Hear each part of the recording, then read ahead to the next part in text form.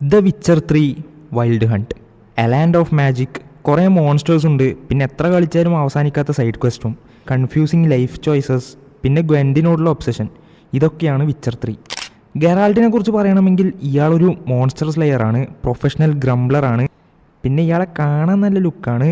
Even super models പോലും തോറ്റുപോകുന്ന രീതിയിലുള്ള ഫിസിക്കും ഫേസും ഇയാൾക്കുണ്ട്. ഇതൊക്കെ വെച്ച് മോഡലിംഗ് ചെയ്ത് പൈസ ഉണ്ടാക്കാൻ നോക്കാണ്ട് മോൺസ്റ്റേഴ്സിനെ പിടിക്കാൻ പോവുക, മിസ്റ്റീരിയസ് ആയിട്ടുള്ള കാര്യങ്ങൾ സോൾവ് ചെയ്യാൻ നോക്കുക, കള്ള് കുടിക്കുക, കുടിച്ചു കഴിഞ്ഞ് മെഡിറ്റേറ്റ് ചെയ്യുക, പിന്നെ ഇടയ്ക്കിടയ്ക്ക് ഉള്ളിൽ പ്ലേ ബോയ് ഉണർന്നു വരുന്നത് കാരണം ഇടയ്ക്ക് കുറച്ച് ലീലാവിലാസങ്ങളും കാര്യങ്ങളൊക്കെ ഉണ്ട്.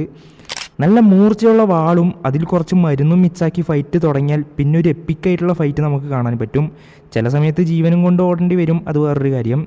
മെയിൻ ക്വസ്റ്റ് സിരീനെ കണ്ടുകൂടി വൈൽഡ് ഹണ്ട് എന്ന് ലോകത്തെ രക്ഷിക്കുന്നതാണെങ്കിലും വഴിയിൽ സഹായം ചോദിച്ച് ആരെങ്കിലും നിന്നാൽ അവരെയും കൂടെ വേറാൾട്ട് സഹായിക്കും.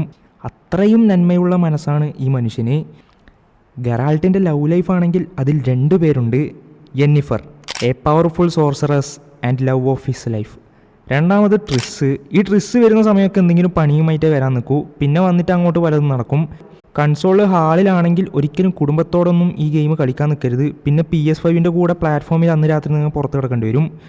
യെന്നിഫറിനെ ലവ് ഓഫ് ഹിസ് ലൈഫ് എന്ന് പറഞ്ഞാലും ഇയാൾ പോകുന്ന സ്ഥലത്തൊക്കെ ഓരോ പെണ്ണിൻ്റെ കൂടെ പണിയൊപ്പിച്ച് വെക്കും. உனக்கு தெரியாதா நான் இந்த உடம்ப பல பேருக்கு கொடுத்திருந்தாலும் மனசை உனக்கு மட்டும்தானடி கொடுத்தேன். நானும் பல பேருக்கு உடம்ப கொடுத்துட்டு மனசை மட்டும் உனக்கு கொடுக்கவா?